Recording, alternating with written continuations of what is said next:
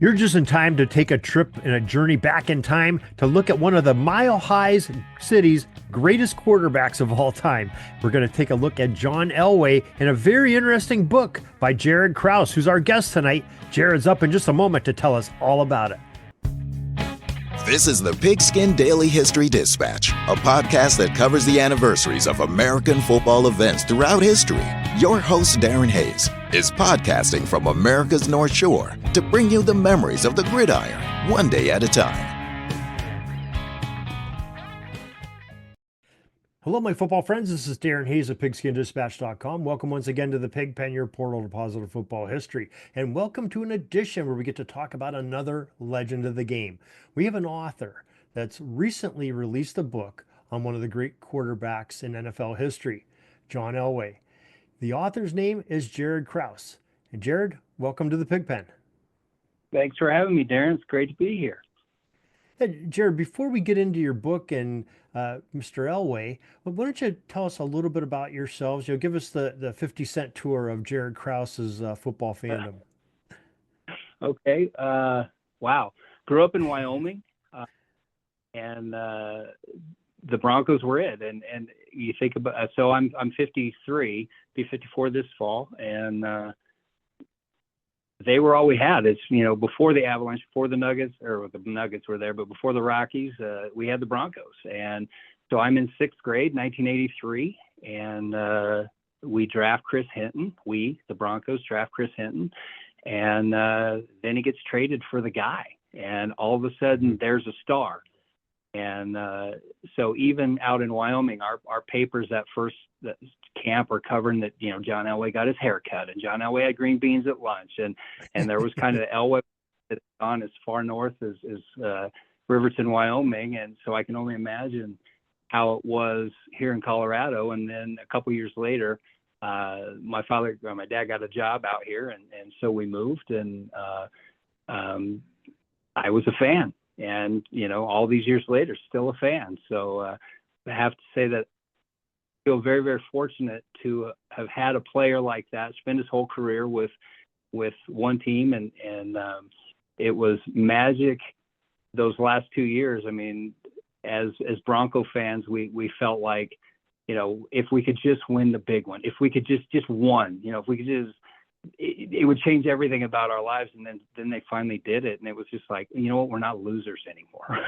And collectively, there was this, I think, sigh of, wow, we're champions, and then, of course, Denver went back and won then the second year Super Bowl 33 and just sort of solidified that, for those of us that had been Bronco fans those, all those years and the horrendous losses they had in the previous Super Bowls, and nationally, Elway was a loser because he couldn't win the big one, even though, when his career was over, he'd won more games than anybody in the history of the league at the quarterback position. And finally, to cap off his career with those back-to-back Super Bowl victories, and then certainly the MVP in Super Bowl 33, it was kind of a fitting end, and made us all, this whole region got to be champions for a while. So. Yeah, that was like a great story. And I'm old enough to remember Elway, playing at Stanford and, having a great career in the Stanford band game and, all that. Oh, yeah. Well, he was a part of such great football history that people still remember to this day with an exciting ending like that. But I also remember, his very first game, and I believe it was against the Steelers, and me being a Steelers fan, he's going up against that and all the hoopla that was going into that game. And he had a decent game. I think the Steelers ended up winning, but they had their that was still their Super Bowl team was somewhat intact. Playing. Actually, you're incorrect. He had a horrible game, and the Broncos wound up winning. Oh, did they? Oh, I had it opposite then. Okay. Yeah, Steve DeBerg came in. Elway got in, and there's a great quote. He said he gets in for his first snap because he had won the starting position in camp, but it was camp, and so he gets across the line, and Jack Lambert is standing across the line of scrimmage from him. He said he doesn't have his teeth in, he's snarling, he's spitting. He said, Elway said, I look across, and he's scared to death, and he said, just get me out of here. I'll give you the money back. I got a degree from Stanford. I'll go be an accountant someplace. Somebody get me out of here. and then he fumbled and fumbled. I don't know if it was the first snap, but certainly one of the early ones, and then got sacked and threw an interception, I think, to Donnie Shell, and was yanked. And then Denver actually wound up winning. They brought in Steve DeBerg off the bench, and I think they beat Pittsburgh 14-10. And that was his first game. He struggled coming out of college, and yeah, I don't know. That was 10-7. That was a different game. I've got actually a ticket stub right here. I can check it. 14-10, yeah. Denver over Pittsburgh, September 4th, 1983. Okay, well, I knew it was first game of the year. I guess I had everything else wrong on my memory banks there. But yeah, I have that memory of him. Of course, many times in between, being like you said, so many times taking Denver into the Super Bowl, and he was almost like compared to like Fran Tarkington and the Vikings, or years later, the Buffalo Bills with 4 in a row. They just couldn't get over that hump and get to the big dance, but you couldn't dance with the girl you wanted to, one of those kind of things. But Yeah, the thing I really gained a lot of respect for Elway was, I think it was the 97, 98 seasons. The Steelers and the Broncos met in the AFC Championship game, and Bubby they did. Brister and Merrill Hodge were having the games of their lives, and had Denver on the ropes. And Denver was favored in the game, if I remember correctly. But Elway pulls that Elway magic near the end of the game, and he's 30 something. He's an old man diving over the pile to get a key first down to take Denver to get him for the winning score. But just so much respect for that guy to be able to do that at that age and still have that magic. It was kind of cool to watch. Again, as a fan of John's, throughout his whole career, he did it a lot. And again, on a national stage, what people seem to remember were the Super Bowls, because if you think back, all the games weren't available all the time and stuff. So you kind of got whatever was local. So if you're out in Pittsburgh, you're not seeing Elway necessarily play every week. And there were plenty of games where he stunk it up the first 3 quarters, but then when the heat was on, in the fourth quarter, and you're down by a touchdown, and it's sort of like hearing the Jaws music, and you're wondering this impending doom is headed for you. And 48 times he brought him from behind in the fourth quarter to win. And that AFC Championship was one of those games where, again, he didn't have to play very well, just played well enough to score more points than the opponent. And there were a lot of games like that he did.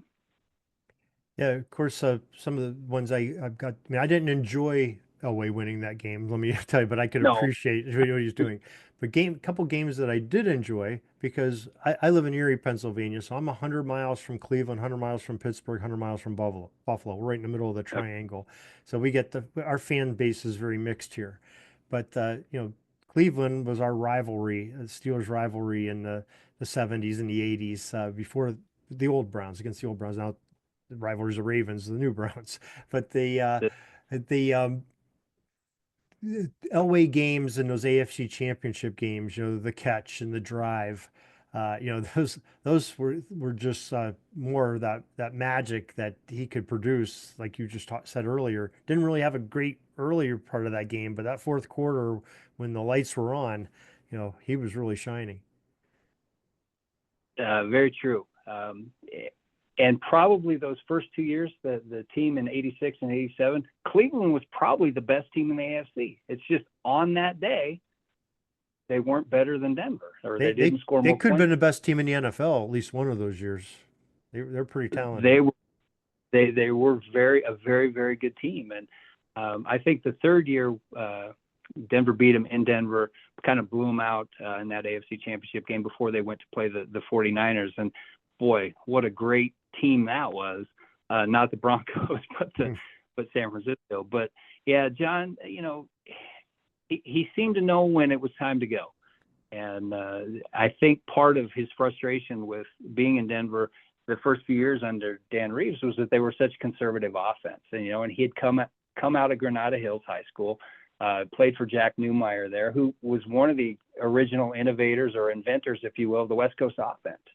And, he's recruited to Stanford, who was head coach at Stanford at the time? Bill Walsh, who took the things that, they had been doing. I think he was doing a little bit of that in Cincinnati with Greg Cook before he was in Stanford. But then, he recruits John Elway, who comes out of this pass-happy offense and then takes that to the 49ers and successful with it.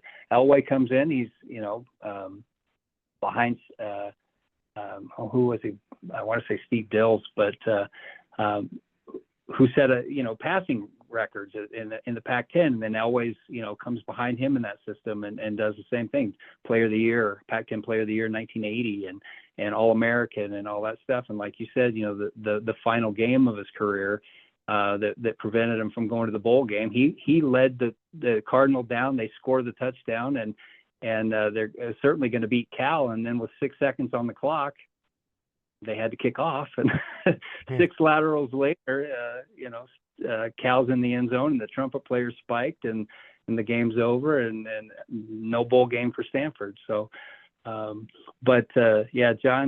seemed to know when he had to turn it on and certainly had the ability to pull it out in the fourth quarter and make plays. And that was kind of the thing about Elway is I think that he got a lot out of his guys during that time. I think that, he made them play maybe above their potential in those times when it was, you're down by a touchdown and you got to get things done. And Mark Jackson comes up big and Steve Sewell comes up big and guys that didn't have a huge pedigree in the NFL, if you will, they made plays for him when Clarence K, Orson Mobley kind of guys that came up big for him in those moments and certainly extended drives and got him in field goal range or got the touchdown late and they were able to win 148 times in the NFL, more than anybody.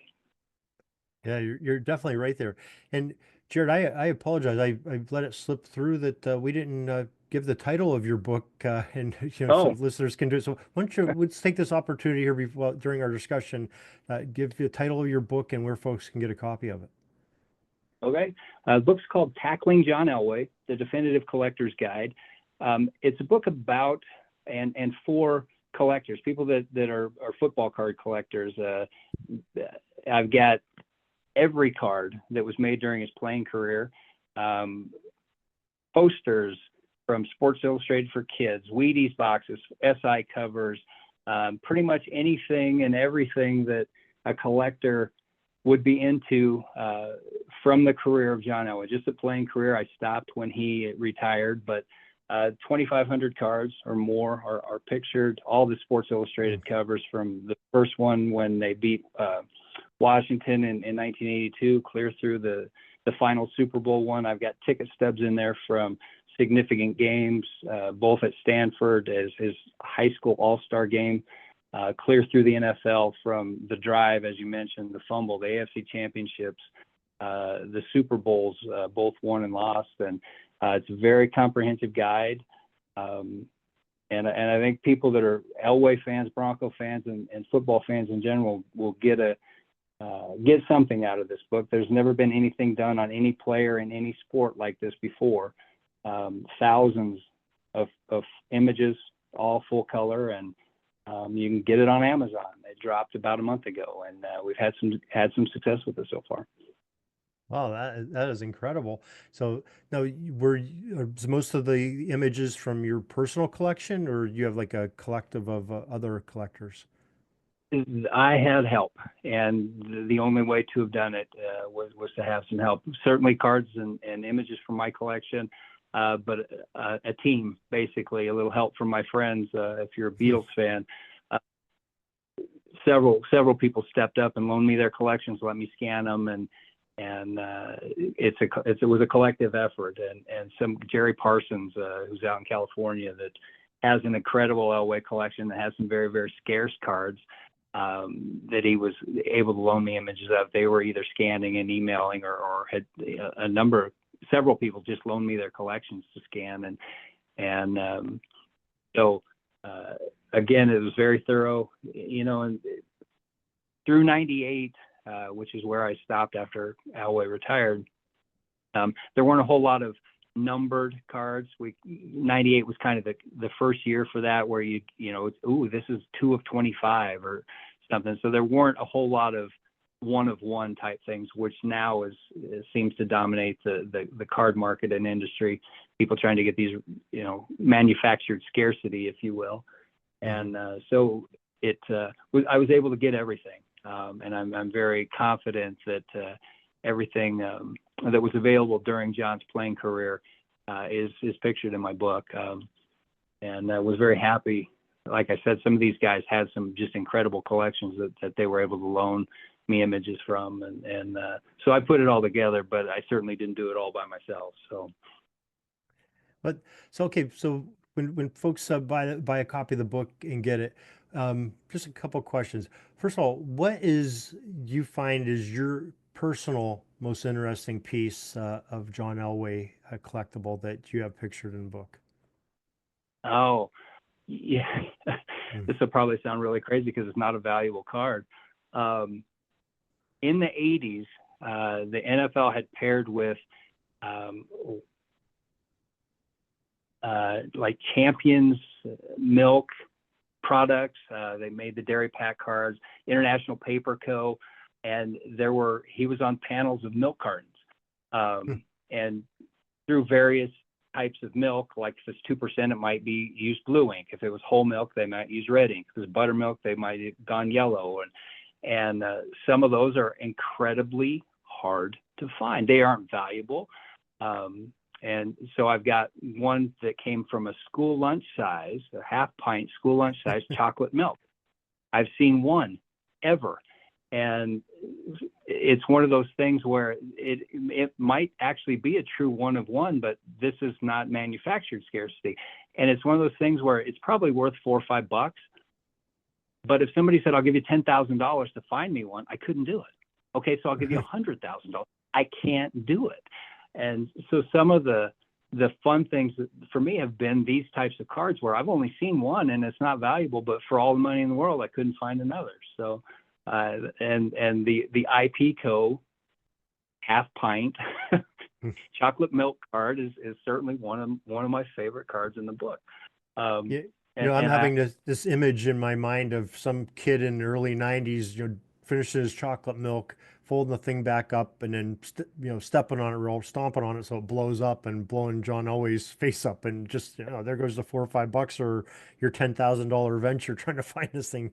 These kids are destroying. Well, I can assure you, all the Cleveland kids did that. Yeah, I'll bet. Yeah. That's interesting. Wow, I never knew about that. But so you try to get all the different colors of John Elway's face based on the style of milk and the size of the container. That's the kind of stuff I collect, as sad as that might sound to the listener. No, that's cool though. But yeah, I was the project, I guess, started off, I was a collector and I'm trying to get everything. And through the early 90s, I was doing a pretty good job. I worked in several baseball card stores, so I had access to some of the things. And then I just stopped. It was 94. I remember specifically the Edge FX had come out and there was a gold John Elway card. And I had to have it in my collection, but it was $40. I'm working at the time for $5 an hour. It's like I can't work a full day for a brand new car. It's $40, so this dates me, for $40. And so I traded everything off, and then it was about 04, so it was about the year that Elway had gone into the Hall of Fame. I wondered, if you had unlimited resources, could you put this book together? And so I started tracking things and getting cards from my friends and trying to see, would it be possible? I guess it became the challenge is, could you get an image of every card? And for those of us that are card collectors, we have albums and binders of stuff. And it's not something you want to sit on your coffee table because somebody's going to grab it and rifle through it and bend your cards, and you don't want that. So it became, okay, so could I make a book? I mean, before I had the software to do any of this stuff, and I had the idea that I wanted to see if I could make this book. And it took about 20 years to get everything together. And interestingly enough, most of the cards I was able to get in the first couple of years. The last thing I needed was a ticket stub from 1981, the September 19th game. Stanford was hosting San Jose State. The reason that ticket stub is interesting is Jack Elway was the head coach at San Jose State. It was Oh, okay. John's worst game as a collegian. They lost 28-6. John had a sprained ankle. He was sacked 7 times and threw 5 second-half interceptions. And it was his worst game as a collegian. And that ticket was impossible to find. That was the last thing that I needed, and that held up the printing and production of this book for a long, long time. And finally, I was able to get one off eBay, and that was, it's completed the set, if you will. And so I was able then to move forward and had printed just self-printed a few copies, and had shown them around and had gotten some positive feedback. So I went ahead and had it published earlier this spring, and so far so good. I'm getting more feedback. It's available nationally, and so people are checking it out, and I'm very pleased with how it's gone so far. So. Well, that's great. So I guess a follow-up question to my last question. Okay, so you got some images, like you said, from your friends and some from other collectors. What was one of the most surprising, or I guess the better question, did any of those images that somebody supplied to you surprise you, something you'd never seen before?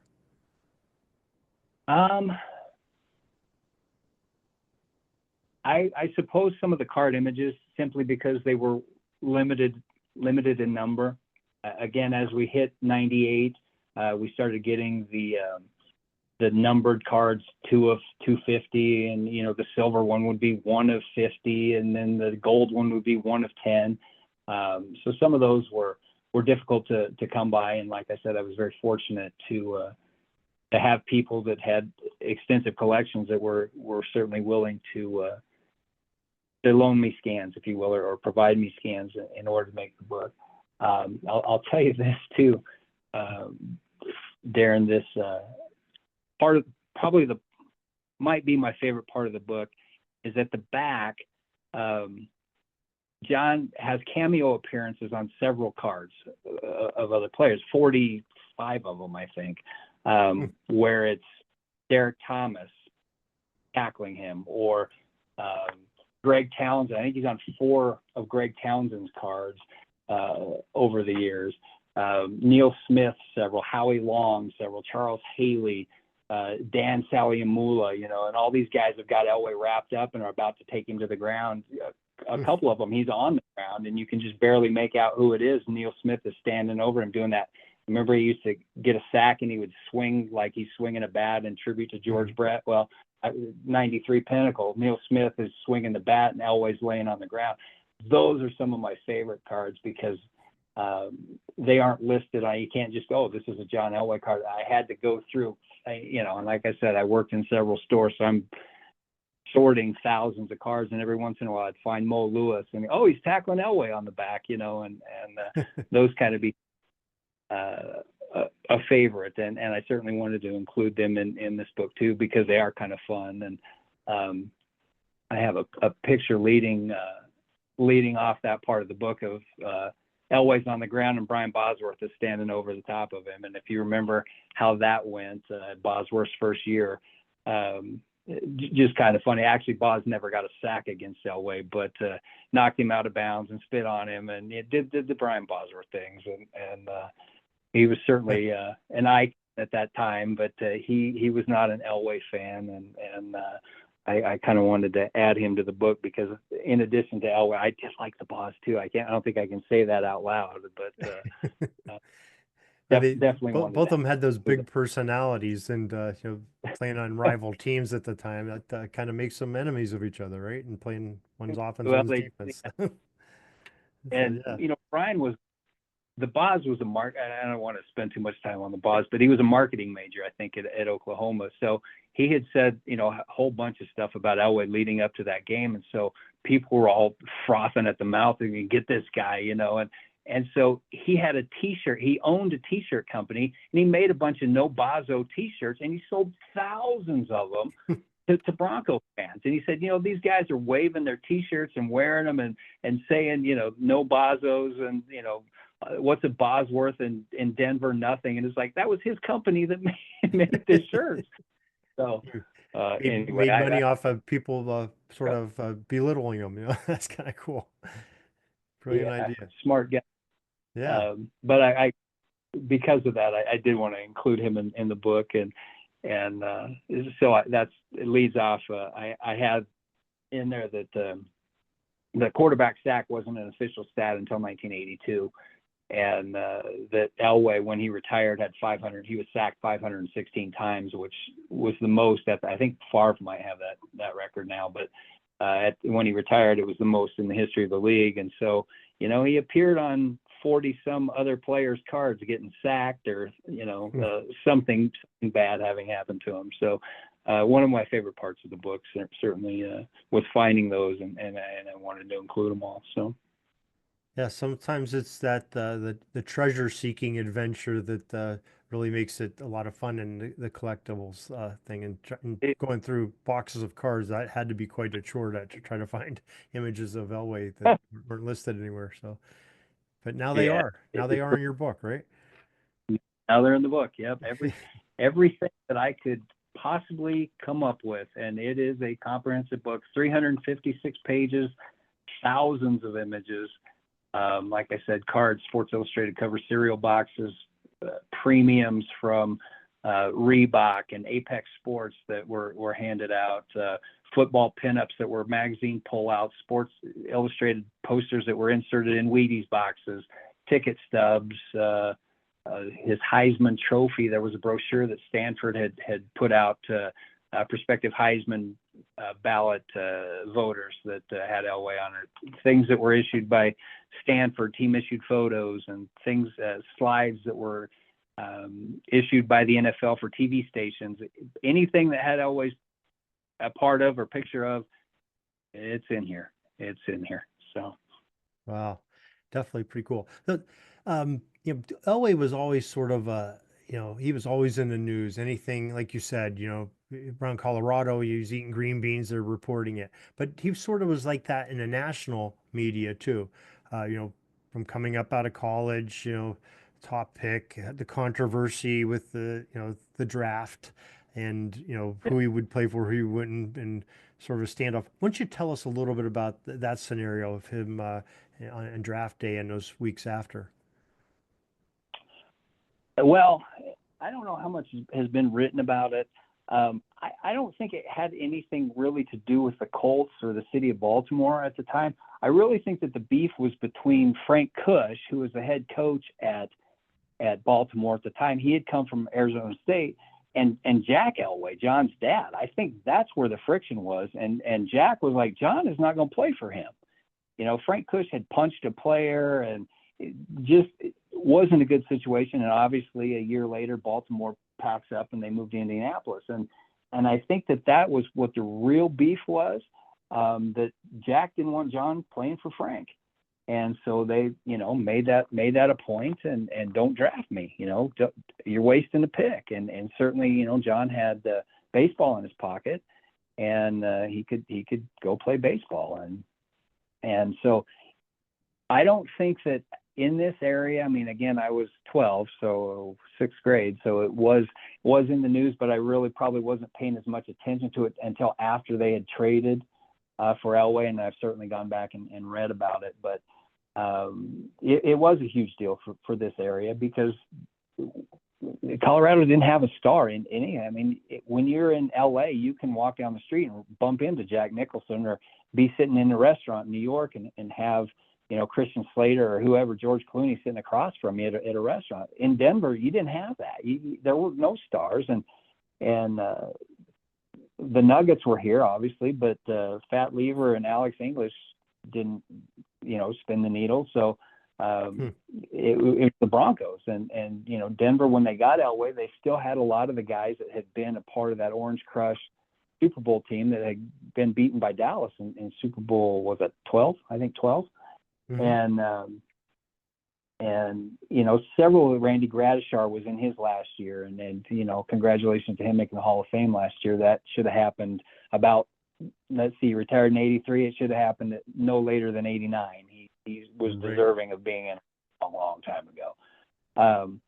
But Louis Wright was still around. Tom Jackson was around, and they still had some great leadership on that team. And when Elway came here, but the media is around the quarterback position. You're the face of the franchise, basically, and Denver didn't have that. Steve DeBerg was not it, and Craig Morton had retired a year or two before, but he was kind of had been cast off first from Dallas, and then he was with the Giants, and then he came to Denver, and they went to the Super Bowl. But this was the first star.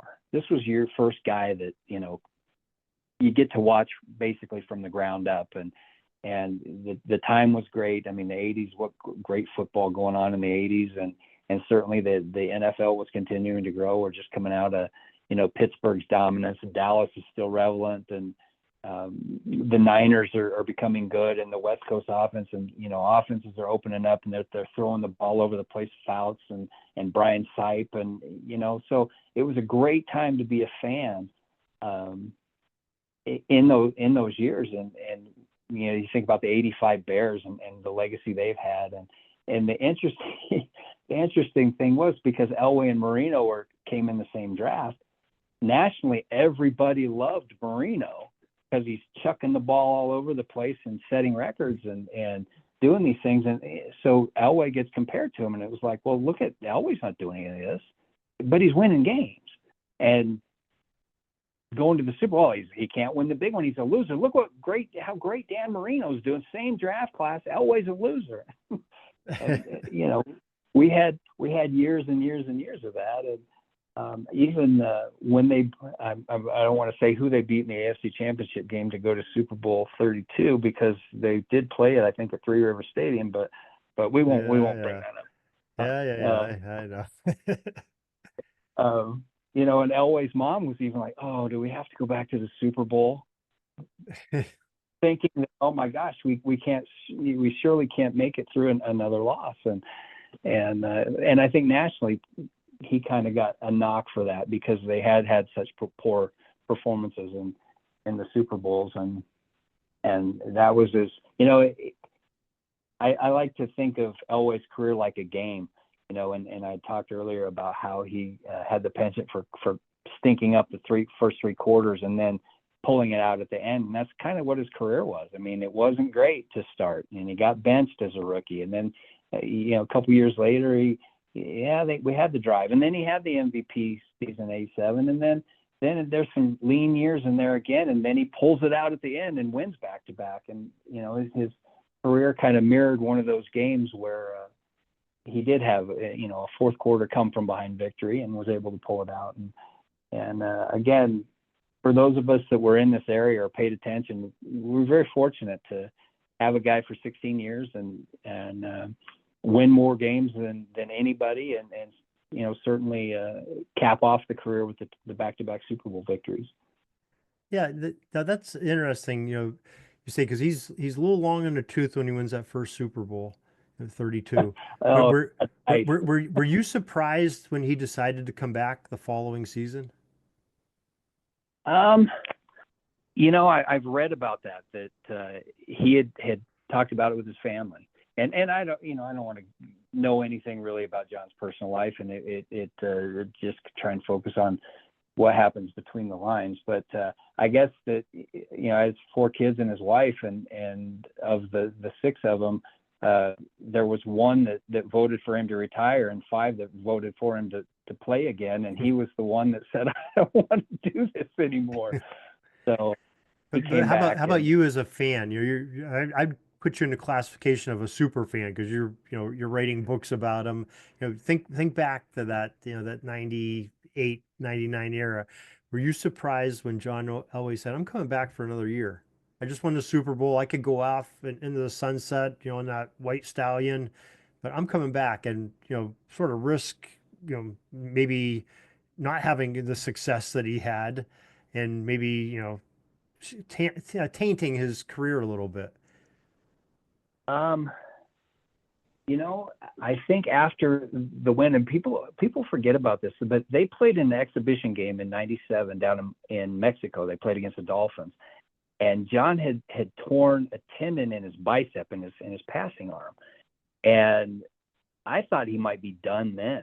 I really didn't, what is this injury?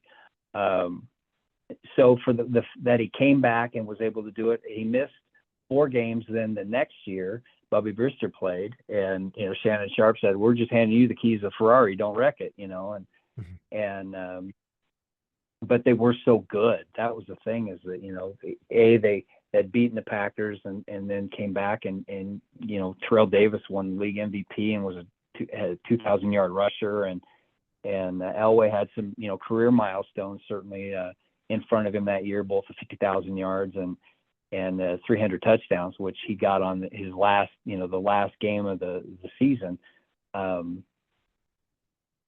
It kind of set him apart, and at the time, Marino and Fran Tarkenton were the only ones that had more than 300 touchdown passes, and Elway and Marino were the only two in history that had more than 50,000 yards passing. So I think that there had to be some of that there too, that he's looking, going, I could be one of two with 50,000 yards passing and, have a great season, and maybe be one of three with 300 or more touchdown passes.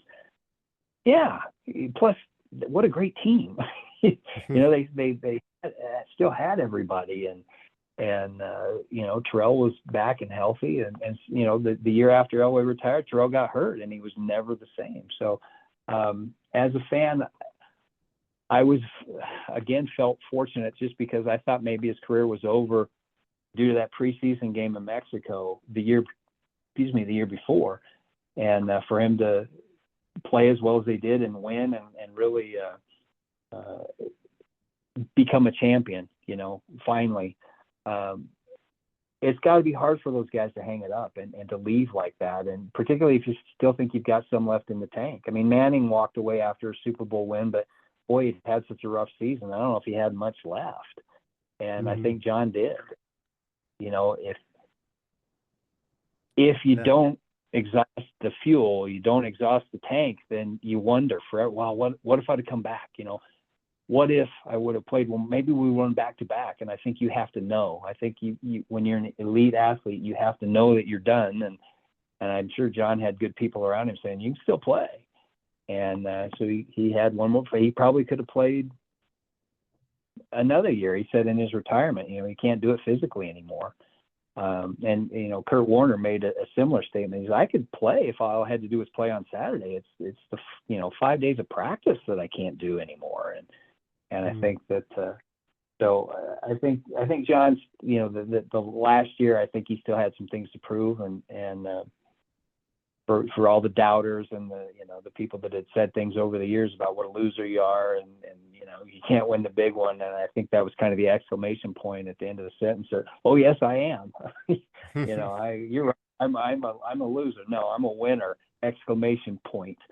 And it's very difficult. You're a Steeler fan, so you know what back-to-back championships are like. And the Chiefs have been fortunate as of late, but the Patriots, the Broncos, the Steelers, and the Niners, I can't think if they're. I guess the Packers won the first two, but it's fairly uncommon to be able to put it together.